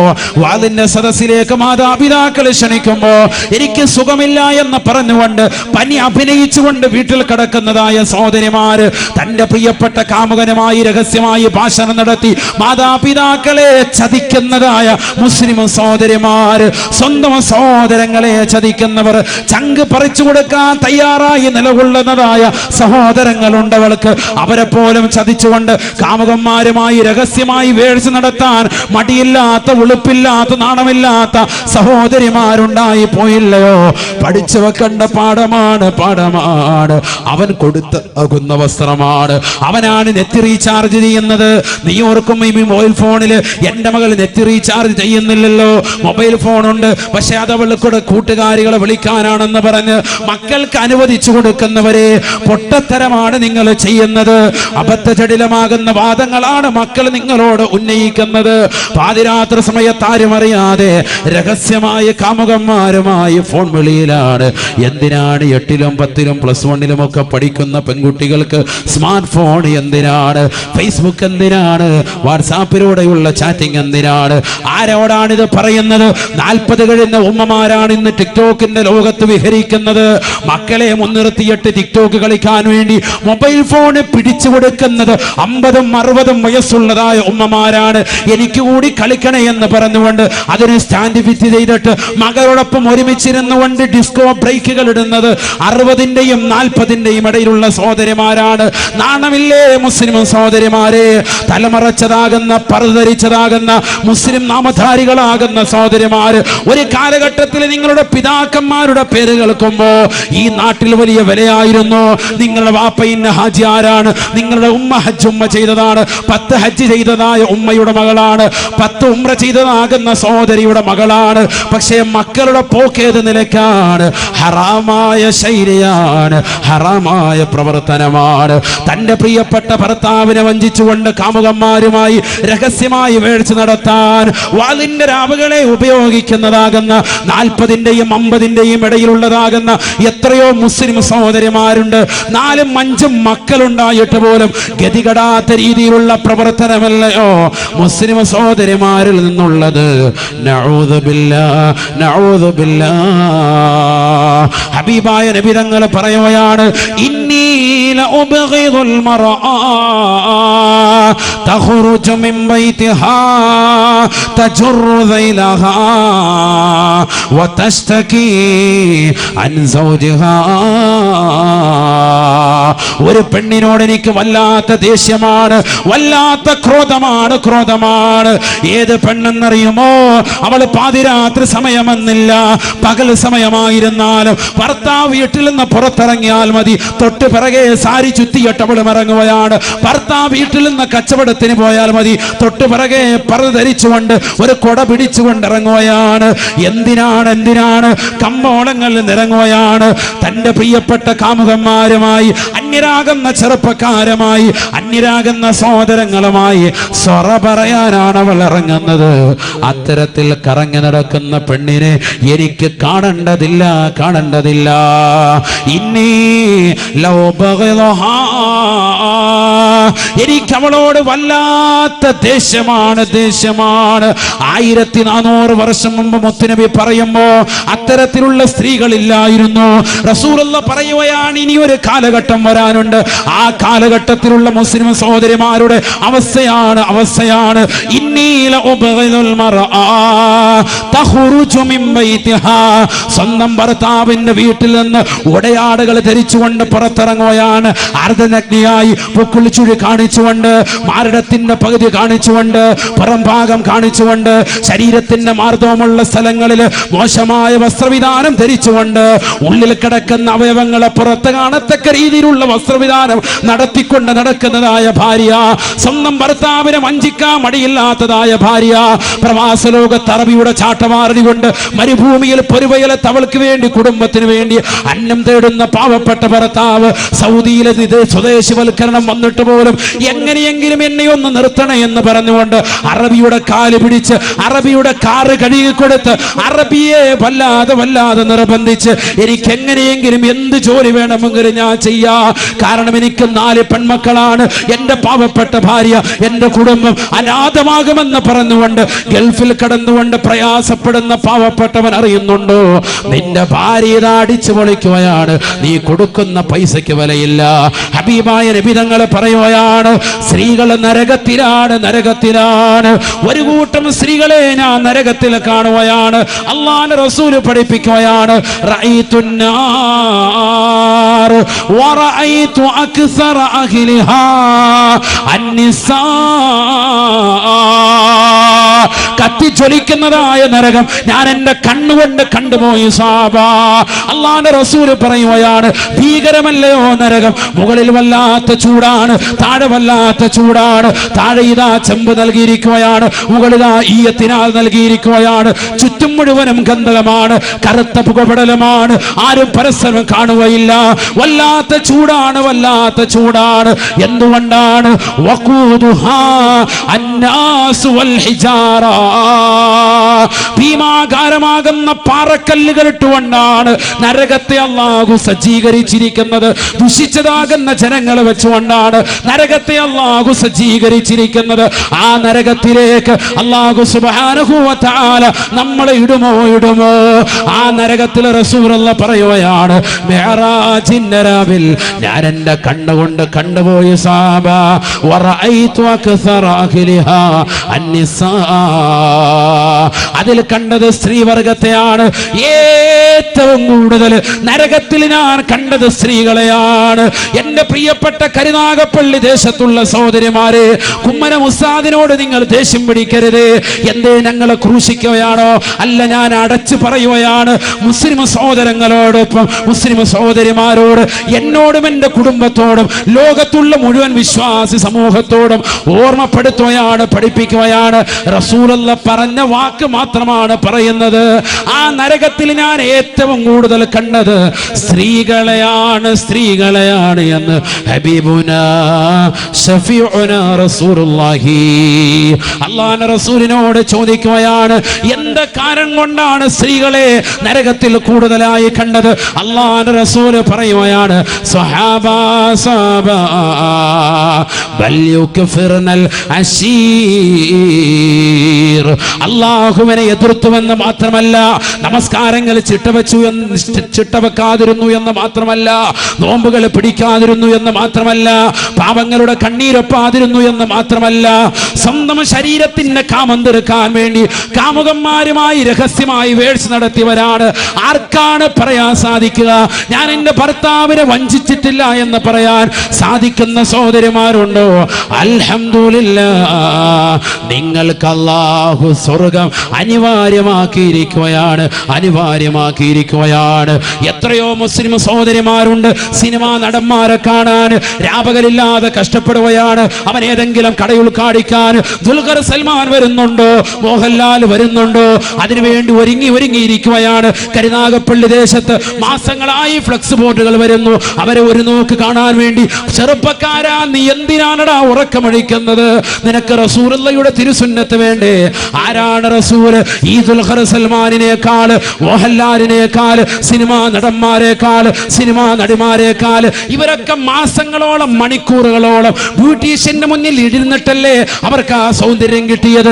എന്നാൽ ലോകത്തിന്റെ നായകൻ അഷ്റഫുൽ ഖൽഖ് മുഹമ്മദ് മുസ്തഫ എത്ര വലിയ സൗന്ദര്യത്തിന്റെ സ്വരൂപനാണ്. ആയിഷ ബീവി പറയുകയാണ്, എന്റെ വീട്ടിൽ ഞാൻ തുന്നിക്കൊണ്ടിരിക്കുന്ന സമയത്ത് എന്റെ കയ്യിൽ നിന്ന് സൂചി നിലത്ത് വീഴുകയാണ്. ഇരുട്ടിൽ ഞാൻ തപ്പുകയാണ്. നടക്കുകയാണ്. ഇരുട്ടാണ് എന്റെ വീട്, ചെറിയ വീടാണ്. 8 മുഴം നീളം 10 മുഴം വീതിയുള്ളതാകുന്ന ആ ചെറിയ വീടിനകത്തിരുന്നുകൊണ്ട് ഞാൻ എന്റെ തുണി തയ്ച്ചു കൊണ്ടിരിക്കുമ്പോ എന്റെ സൂചി നിലത്ത് വീണുപോയി. ആ സൂചിയും എടുക്കാൻ വേണ്ടി ഞാൻ പരതുമ്പോ അല്ലാഹുവിന്റെ റസൂൽ വാതിക്കലേക്ക് വന്ന് നിൽക്കുകയാണ്. സുബ്ഹാനല്ലാഹ്. പ്രവാചകന്റെ ശരീരത്തിൽ നടിച്ചു വീശിയ പ്രഭയുടെ കാരണമായിട്ട്, വെളിച്ചം കാരണമായിട്ട് ചെറിയ സൂചി പോലും എനിക്കെന്റെ ഇരുട്ടിന്റെ മുറിയിൽ നിന്നെടുക്കാൻ സാധിച്ചുവെന്ന് ആയിഷ ബീവി വിവേചനം ചെയ്യുമ്പോ എത്ര വലിയ സൗന്ദര്യത്തിന്റെ സ്വരൂപനാണ് മുത്തുനബി. ആ പ്രവാചകനെ മറന്നുകൊണ്ട് പ്രവാചകന്റെ തിരുസുന്നത്തുകളെ കാറ്റിൽ പറത്തി പ്രവാചകൻ ചെയ്യരുത് എന്ന് പറഞ്ഞ മുഴുവൻ കാര്യങ്ങളും ജീവിതത്തിൽ കൊണ്ടുവന്ന് കള്ളുകുടിച്ച് വ്യഭിചരിച്ച് സിനിമ കണ്ട് മുടി ക്രോപ്പ് ചെയ്ത് ഹറാമുകൾ പ്രവർത്തിച്ച് കാമുകന്മാരുമായി ഭാഷണം നടത്തി കാമുകയുമായി രഹസ്യമായി വേഴ്ച നടത്തി എല്ലാ റിലീസിന്റെ പടങ്ങൾ കണ്ട് എല്ലാ മോശപ്പെട്ട ബ്ലൂ ഫിലിമുകൾ കണ്ട് ഏത് സിനിമ ഇറങ്ങിയാലും റിലീസിന്റെ ദിവസം തന്നെ പോണമെന്ന് പറഞ്ഞ് ശാഠ്യം പിടിച്ച് അതിനുവേണ്ടി കൂട്ടുകാരും ഒന്നിച്ചു പോയി എല്ലാ പടങ്ങളും മൊബൈൽ ഫോണിൽ ഡൗൺലോഡ് ചെയ്ത് വെച്ച് രാത്രി മുഴുവൻ ഹെഡ്സെറ്റ് ഇട്ടുകൊണ്ട് സിനിമാ പാട്ടുകൾ കേട്ട് മോശപ്പെട്ട ഫിലിമുകൾ മുഴുവനും കണ്ട് രാത്രിയുടെ യാമങ്ങൾ മുഴുവനും കാമുകന്മാരുമായി രഹസ്യമായി ഭാഷണം നടത്തി നേരം വെളുക്കുന്നത് വരെ സംസാരിച്ച് അവസാനം നായയെ പോലെ സുബഹി നമസ്കരിക്കാതെ സുബഹിയുടെ സമയത്ത് പോത്തുപോലെ കടന്നുറങ്ങി 11 മണി വരെ ഉറക്കം നടന്ന് ഈ നാടിനും വേണ്ട കുടുംബത്തിനും വേണ്ട നാട്ടുകാർക്കും ഒരു ഉപകാരമില്ലാതെ ഈ ഭൗതിക ലോകത്ത് അടിച്ചു പൊളിച്ച് മോശപ്പെട്ട വസ്ത്രവിധാനത്തിലൂടെ നടക്കുന്നവരെ വെള്ള വസ്ത്രം റസൂലുള്ളാഹിക്ക് ഇഷ്ടമാണെന്ന് പറഞ്ഞിട്ട് ആ വസ്ത്രവിധാനം ശരീരത്തിൽ ഇന്ന് വരെ ധരിക്കാതെ ഒരു ജോഡി പോലും വെള്ള വസ്ത്രം ഇന്ന് വരെ വാങ്ങാതെ സർവ്വ ഹറാമുകൾക്ക് കൂട്ടുനിന്ന് ഏത് ഗാനമേളയുണ്ടോ, ഏത് സിനിമാ നടൻ വരുന്നുണ്ടോ, ഏത് സിനിമാ നടി എന്ത് പറയുന്നുണ്ടോ ആ ടിപ്സ് എല്ലാം അതേപോലെ എഴുതി വെച്ച് മനഃപ്പാഠമാക്കി അതെല്ലാം കൃത്യമായി അമൽ ചെയ്ത് റസൂലുള്ളാഹിയുടെ വാക്കിന് വില കൊടുക്കാതെ അള്ളാഹുവിന്റെ വാക്കുകൾക്ക് വില കൊടുക്കാതെ പ്രവാചകന്മാരുടെ വചനങ്ങളെ പരിപൂർണമായി അവഗണിച്ച് ദീനിനെ അവഗണിച്ച് സർവ്വ ഹറാമുകൾക്ക് കൂട്ടുനിന്നുകൊണ്ട് മാതാപിതാക്കളെ വേദനിപ്പിച്ചുകൊണ്ട് അന്യരാകുന്ന ചെറുപ്പക്കാരോടൊപ്പം ഇറങ്ങിപ്പോകുന്നതായ സഹോദരിമാരെ, എവിടുന്നാണ് നിനക്ക് സ്വർഗം കിട്ടുക? ആയിഷ ബീവി പോയ സ്വർഗത്തിലേക്ക് പോകാൻ പറ്റുമോ? ഫാത്തിമ ബീവി പറഞ്ഞ സ്വർഗത്തിലേക്ക്, അവര് തിക്കത്ത് നൽകുന്ന സ്വർഗത്തിലേക്ക്, ഉമ്മു സലീം ബീവി പോകുന്ന സ്വർഗത്തിലേക്ക് നമുക്കൊന്ന് പോകാൻ പറ്റുമോ? ആരാണ് ഉമ്മു സലീം ബീവി റളിയല്ലാഹു അൻഹാ? ഒരു ചെറിയ വ്യക്തിയല്ലയോ, ഒരു ചെറിയ വ്യക്തിത്വമല്ല. അഷ്റഫുൽ ഖൽഖ് സല്ലല്ലാഹു അലൈഹി വസല്ലമ തങ്ങൾ മദീനയിലേക്ക് കടന്നു വന്നപ്പോ മദീന നിവാസികളാകുന്ന മുഴുവൻ സഹോദരങ്ങളും എല്ലാവരും അവർക്ക് വേണ്ടുന്ന മുഴുവൻ കാര്യങ്ങളും റസൂലുള്ളാഹിക്ക് വേണ്ടി കൊടുക്കാൻ തയ്യാറാവുകയാണ്. എന്ത് വേണം റസൂലുള്ളാഹിക്ക് കൊടുക്കാൻ റെഡിയാവുകയാണ്. മക്കയിൽ നിന്ന് മദീനയിലേക്ക് ഹിജ്റ വന്ന പ്രവാചകന് എന്ത് കൊടുക്കാനും റെഡിയായി മദീന നിവാസികൾ നിൽക്കുമ്പോ ഉമ്മു സുലൈം ബീവി റളിയല്ലാഹു തആല മഹദി അവറുകൾ കൊണ്ടുവന്ന് കൊടുത്തത് 6 വയസ്സുള്ള പ്രിയപ്പെട്ട പൊന്നുമോന് അനസിനെയാണ്. എൻ്റെ റസൂലേ, എൻ്റെ കയ്യിൽ ഈ മകനെയല്ലാതെ മറ്റൊന്നുമില്ല റസൂലേ, ഈ മകനെ സ്വാലിഹാക്കി കിട്ടണം റസൂലേ, അവിടുത്തേക്ക് ഖിദ്മത്തിനായി ഞാൻ ഈ മകനെ നൽകുകയാണ് റസൂലേ. 6 വയസ്സുള്ള അനസ് എന്ന് പറയുന്ന പൊന്നുമോനെ കൊണ്ടുപോയി കൊടുത്തു. ആ മകൻ 10 വർഷം ഖിദ്മത്തെടുത്തു. 16 വയസ്സിലാണ് റസൂലുള്ളാഹിന്റെ അടുക്കൽ നിന്ന് കരഞ്ഞുകൊണ്ട് പോകുന്നത്. മനസ്സിലാക്കണം, ഉമ്മു സലീം ബീവി റളിയല്ലാഹു അൻഹ ഇസ്ലാം മതം പുൽകിയ മഹദിയാണ്. ഉമ്മു സലീം ബീവി മദീനയിലെ റസൂലുള്ളാഹി സ്വല്ലല്ലാഹി അലൈഹി വസല്ലം തങ്ങൾ വന്നപ്പോൾ വല്ലാത്ത സന്തോഷത്തിൽ നിലകൊണ്ടു. അല്ലാഹുവിന്റെ റസൂൽ സ്വല്ലല്ലാഹു അലൈഹി വസല്ലം തങ്ങളുടെ ചാരത്ത് നിന്നു തന്റെ പ്രിയപ്പെട്ട മകനെ കൊടുത്തു. വേറൊന്നും കൊടുക്കാനില്ല. റസൂലുള്ളാഹി സ്വല്ലല്ലാഹു അലൈഹി വസല്ലം തങ്ങൾ ആ മകനെ ഏറ്റെടുത്തു. 6 വയസ്സേ ഉള്ളൂ. ആ മകൻ 16 വയസ്സ് വരെ റസൂലുള്ളാഹിന്റെ അടുക്കൽ നിന്നിട്ട് അവസാനം പറഞ്ഞൊരു വാക്ക് സഹീഹുൽ ബുഖാരിയിൽ ഉദ്ധരിക്കുന്നുണ്ട്. പഠിക്കേണ്ട വാക്കാണ്. റബീഉൽ അവ്വൽ കടന്നു വരുമ്പോ റസൂലുള്ളാഹിയുടെ മദ്ഹായിട്ട് ഈ ഒരൊറ്റ വചനം മനസ്സിൽ തറക്കേണ്ടതാണ്. അനസ് റളിയല്ലാഹു തആല പറയുകയാണ്, ഖദംതു ലിറസൂലില്ലാഹി സ്വല്ലല്ലാഹു അലൈഹി വസല്ലം 10 സനവാത്. 10 കൊല്ലം ഞാൻ റസൂലുള്ളാഹിക്ക് ഖിദ്മത്തെടുത്തു, സേവനം ചെയ്തു. ഫമാ ഖാല ലി ലിമ സനഅത ഹകദാ വലിം ലം തസ്നഅ ഹകദാ. എന്നോട് റസൂലുള്ള ചോദിച്ചിട്ടില്ല നീ എന്താടാ അങ്ങനെ ചെയ്യാതിരുന്നത്, നീ എന്താ അത് ചെയ്യാതിരുന്നത്, അല്ല എന്താ ഇങ്ങനെ പ്രവർത്തിച്ചത് എന്ന് നബി എന്നോട് ചോദിച്ചിട്ടില്ല. ആ കുട്ടി പറയാൻ 10 വർഷം, അതായത് ഞാൻ പറഞ്ഞു കുട്ടികളോടുള്ള സമീപനം 6 വയസ്സ് മുതൽ 16 വയസ്സ് വരെ കുട്ടി ഇവിടെ റസൂലുള്ളാഹിക്ക് ഖിദ്മത്ത് എടുത്തു. 10 വർഷം നബിയോടൊപ്പം ഉണ്ട്, നബിയുടെ കാര്യങ്ങൾ മുഴുവൻ നോക്കാൻ. കൊച്ചുകുട്ടിയാണ്, പക്ഷെ ആ കുട്ടി നബിയെ കണ്ട് പഠിച്ചു. അതാണ് മനസ്സിലാക്കേണ്ടത്. നബി സല്ലല്ലാഹു അലൈഹി വസല്ലം തങ്ങൾ മാതാപിതാക്കൾ അങ്ങനെ ആയിരിക്കണം, മാതാപിതാക്കൾ സാലിഹാകണം, എങ്കിലേ മക്കൾ സാലിഹാവുള്ളൂ. അത് വലിയൊരു കടമയാണ്. അല്ല വാപ്പ നിസ്കരിക്കുന്നു പറഞ്ഞിട്ട് കട്ടിമേ കിടക്കുക റാഹത്തായിട്ട് സിഗരറ്റും വലിച്ചോണ്ട് കാര്യമില്ല. അല്പം മണിച്ചമ്പാട്ടും അടിക്കുന്നുണ്ട് ഇടയ്ക്കിടയ്ക്ക്. അങ്ങനത്തെ തീമാണെങ്കിൽ എങ്ങനെ മക്കൾ സാലിയാവും? വാപ്പ സിഗരറ്റ് വലിക്കുന്നവനാണെങ്കിൽ ഉറപ്പിച്ചോ മക്കൾ വലുതാകുമ്പോൾ വാപ്പയേക്കാൾ നല്ല വലിക്കാരനാവും. അതിനേക്കാൾ കൂടിയ ബ്രാൻഡ് ചിലപ്പോൾ അടിച്ചൊന്നും വരും. നമ്മൾ കാണിച്ചു കൊടുക്കുന്നൊരു ശീലം ഒരിക്കലും പാടില്ല. നമ്മൾ കുറെ നന്നാവേണ്ട വശമുണ്ട്. നിങ്ങൾക്കറിയില്ലേ, പറയാൻ സമയമില്ല, ഒരുപാട് സമയം പോകണ്ടാണ്. ഖദർ നബി അലൈഹി ഇസ്ലാമിന്റെ മൂസാ നബിയുടെ ചരിത്രം അറിയില്ലേ? സൂറത്തുൽ കഹ്ഫ് വെള്ളിയാഴ്ച ദിവസം ഓതേണ്ട സൂക്തമാണ്. 3 പ്രാവശ്യം ഓതണമെന്നാണ്. സൂറത്തുൽ കഹ്ഫ് പറയുന്നില്ലേ, അവര് ഒരു നാട്ടിലേക്ക് ചെന്നു, അവരോട് ഭക്ഷണം ആവശ്യപ്പെട്ടു. മോശപ്പെട്ട നാട്ടുകാർ അവരെ തിരസ്കരിച്ചു, ഭക്ഷണം കൊടുത്തില്ല. അങ്ങനെ തിരിച്ചിങ്ങോട്ട് പോരുമ്പോഴത്തേക്കും ഖദർ നബി അലൈഹി ഇസ്ലാം പറഞ്ഞു, ഇങ്ങോട്ട് വാ, ഒരു പണിയുണ്ട്. എന്നിട്ട് അവിടെ ഒരു വീടിന്റെ മതിൽ വല്ലാതെ പൊളിയാറായിരിക്കുക, ആ മതിൽ കറക്റ്റ് കെട്ടിക്കൊടുത്തു. ഖുർആനാണ് ഈ സംഭവം പറയും. ഇതൊക്കെ മനസ്സിലാക്കണം. നമ്മൾ ഇതുവരെ കേട്ടിട്ടില്ലെങ്കിൽ നിങ്ങൾ അജ്ഞരാണ്, ഖുർആനിൽ തൊട്ട് ഒരുപാട് അകന്നു പോയിട്ടുണ്ട്. മതിൽ പണി പരിപൂർണമായി പൂർത്തീകരിക്കുകയാണ്. ഖദർ നബി അലൈഹി ഇസ്ലാമിന്റെ അടുക്കൽ ഇൽമു പഠിക്കാൻ വേണ്ടി ചെന്നതാണല്ലോ മൂസാ നബി അലൈഹി ഇസ്ലാം. മൂസാ നബി അലൈഹി സ്വലാത്തു വസ്സലാം ചോദിച്ചു, നിങ്ങൾ എന്ത് പണിയാ കാണിച്ചത്? ഭക്ഷണം തരാത്ത ഈ ടീമിന്റെ ഈ നാട്ടുകാർക്ക്, അവരിൽപ്പെട്ട ഒരു വീട്ടുകാർക്ക് എന്തിനാ ഇങ്ങനെ മതിൽ കെട്ടിക്കൊടുത്തത്? നാം മതിൽ കെട്ടിയിട്ട് അവരുടെ പൈസ എങ്ങനെ ചോദിക്കണ്ടേ? ചെയ്തു കൊടുത്തൊരു പണിയല്ലേ, അതിന്റെ പൈസ ചോദിക്കും. ഫുലൂസ് മാഫിയ അല്ലാ, എന്താ പൈസ ഒന്നും വാങ്ങാത്ത എന്താണ്? ഖദർ നബി അലൈഹി സ്വലാത്തു വസ്സലാം കാര്യം പറഞ്ഞു കൊടുത്തു. വഅമ്മൽ ജിദാറു ഫകാന അബവാഹു മുഅ്മിനൈനി ഫഖശീനാ അയ്യുർഹിഖഹുമാ തുഗ്യാനം വകുഫറാ. وأما الجدار فكان لغلامين يتيمين في المدينة وكان تحته كنز لهما وكان أبوهما صالحا. ഭയങ്കര വാക്കാണ് പറഞ്ഞത്. ഞാനാ കെട്ടിക്കൊടുത്തതാകുന്ന മതിലിന്റെ ചുവടെ മനോഹരമായ ഒരു സ്വർണത്തിന്റെ നിധികുംഭാരമുണ്ട്. ആ വീടിന്റെ ഉടമസ്ഥര് 2 ചെറിയ കുട്ടികളാണ്. വാപ്പ മരണപ്പെട്ടു പോയതാണ്. വാപ്പ കുട്ടികൾ 2 പേരുടെയും വാപ്പ വക്കാന അബൂഹുമാ സാലിഹാ, വാപ്പ സാലിഹായ മനുഷ്യനായിരുന്നു എന്ന് ഖദർ നബി അലൈഹിസ്സലാം പറഞ്ഞതായി വിശുദ്ധ ഖുർആൻ. വാപ്പ ഒരു സാലിഹായ മനുഷ്യനാണ്. വാപ്പ ഉണ്ടാക്കിയ സമ്പാദ്യം മുഴുവനും അദ്ദേഹം ഇവിടെ കുഴിച്ചിട്ടതാണ്, ഭൂമിയിൽ കുഴിച്ചിട്ടതാണ്. അവിടെ ഇപ്പൊ ഒരു മതിൽ വന്ന്, ആ മതിൽ ഇപ്പൊ നേരത്തെ പൊളിഞ്ഞു വീണാല് ഈ മക്കളിപ്പോ കുട്ടികളാ, എത്തീം മക്കളാണ്, ചെറിയ പൊടി പൈതലുകളാണ്. ഇവര് വളർന്നു വലുതാകുന്നതിന് മുമ്പായി അത് മറ്റാരെങ്കിലും കൈക്കലാക്കും. അതുകൊണ്ട് അത് പാടില്ല. അതുകൊണ്ടാണ് അവിടെ തന്നെ ഞാൻ വീണ്ടും മതിൽ പുനർനിർമ്മിച്ചത്. അത് കൊഴിഞ്ഞു വീഴുമ്പോഴത്തേക്ക് ഈ മക്കൾ പ്രായപൂർത്തിയെത്തും. അപ്പോൾ ഇവര് പിന്നെ കെട്ടാൻ നിൽക്കുമ്പോഴത്തേക്ക് ഇതെന്തായാലും കാണും, സ്വർണത്തിന്റെ നിധി അത് അവർക്ക് തന്നെ കിട്ടും. അവകാശപ്പെട്ട സ്വത്ത് വാപ്പ സാലിഹായ കാലഘട്ടത്തിൽ വാപ്പ സാലിഹായിരുന്ന മനുഷ്യൻ അദ്ദേഹം ഹലാലായ മാർഗത്തിലൂടെ ഒരുമിച്ച് കൂട്ടിയതാകുന്ന സമ്പാദ്യം അതെവിടെ കുഴിച്ചിട്ടോ അത് അർഹതപ്പെട്ട നിലയ്ക്ക് മക്കളിൽ എത്തണം.